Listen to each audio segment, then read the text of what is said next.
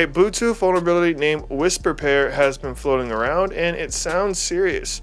It pretty much allows an attacker to hijack headphones, speakers, and other devices. Whenever a big wireless exploit like this makes news, a big question always pops up in the tech community: can the flipperzero do it? The Flipper is often the first gadget people think of for this kind of attack, but the technical details are way more interesting and complicated than a simple yes or no. Today, we're going to cut through the speculation and show you what WhisperPair actually is. More importantly, we'll explain why the flipperzero cannot pull this off in its current state, and it really all comes down to a critical firmware detail that everyone seems to be missing. Just a quick heads up, this is for educational purposes. The goal here is to understand the tech, separate fact from fiction, and encourage everyone to use their tools responsibly. Always use your flipperzero ethically and only on gear you own or have explicit written permission to test. So what exactly is the threat here?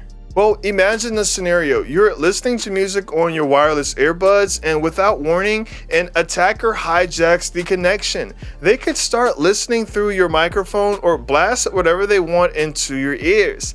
Now, it's a scary thought because, we're surrounded by wireless tech, and the idea of it being so easily compromised is pretty unsettling. And when a hack like this surfaces, the flipperzero is often the first device people wonder about. Well, WhisperPair is a real vulnerability, but to understand the connection, or really the lack thereof, to the flipperzero, we need to separate the attack from the tool. So WhisperPair isn't a flaw in Bluetooth itself, but a vulnerability in how some wireless headphones and speakers handle pairing.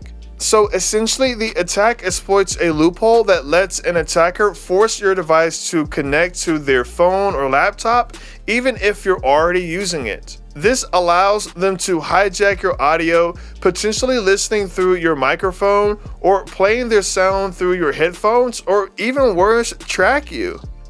The second part of the vulnerability is even more stealthy. It allows an attacker to register your device to their own account, enabling them to track its location and, by extension, you. To be clear, this is a serious issue, but it stems from specific products not following security rules correctly. It seems like the attack itself can be performed using any standard Bluetooth capable device, like a laptop, which is a critical piece of the puzzle when we talk about the flipperzero. Now, this brings us to the most important part, the technical reason why the flipperzero is not the right tool for the job. If you remember one thing from this video, remember this: the popular flipperzero firmwares aren't configured to perform a WhisperPair attack. And it all comes down to a simple concept in Bluetooth: central versus peripheral devices. Think of it like a conversation. The central device is the one that starts the talk. It scans for other devices and pretty much says, "Hey, I want to talk." Your smartphone and laptop are often central devices. A peripheral device only listens for incoming connections and chooses to accept or reject it. So it can't start the conversation, and some good examples of that are like your wireless keyboard or your wireless mouse. You see, the WhisperPair attack requires the attacker's device to act as a central. Now, it has to actively scan for vulnerable headphones and then initiate a forced pairing request. While the flipperzero has a full Bluetooth stack that could allow it to be a central device, the top firmwares don't enable this. They do this to save on limited memory, reserving space for the flipper's many other features. So while it's technically possible using a custom stripped down firmware, a flipper running official or popular custom firmware acts as a peripheral, so it cannot initiate the attack. Now, if that explanation helped you out, definitely give this video a thumbs up. It really helps other people find factual information about the flipperzero. So if the flipper can't pull off this WhisperPair hijack, is its Bluetooth useless? Well, not at all. Its real abilities are just different than what people assume. The most famous Bluetooth trick is the BLE spam attack, which is available within Momentum, but you can also find it on GitHub. And it pretty much allows the Flipper to blast out a huge number of fake BLE advertisement packets. It can pretend to be a constant stream of Apple devices trying to connect or trigger endless fast pair notifications on Android and Swift pair on Windows. The result isn't really a hack in the traditional sense. It's more of a denial of service annoyance.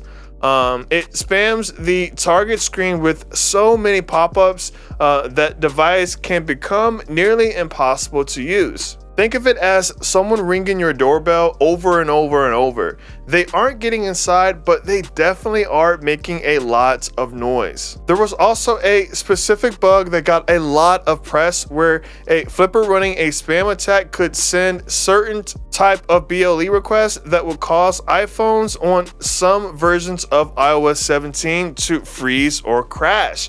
Now, it was definitely chaotic and effective for a while, but it's important to know that Apple fixed this vulnerability in, I think, iOS 17.2. So while it was a real problem, it's not really a threat anymore to updated devices.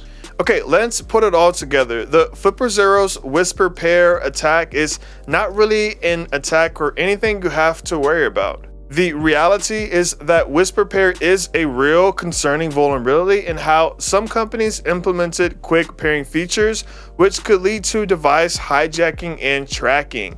However, this attack has nothing to do with the FlipperZero itself. The FlipperZero can't perform this attack because of a crucial firmware limitation. To save on limited memory, the popular firmwares do not enable the entire Bluetooth stack, which prevents it from acting as a central device, which is needed for this exploit. But what it can do is cause a little annoyance with some BLE spam attacks, which were kind of patched already.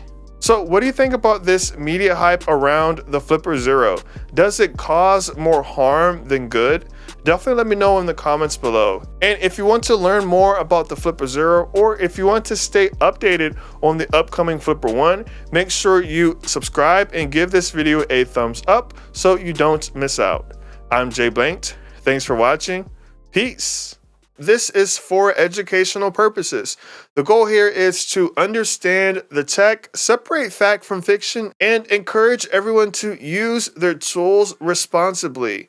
Always use your FlipperZero ethically and only on gear you own or have explicit written permission to test.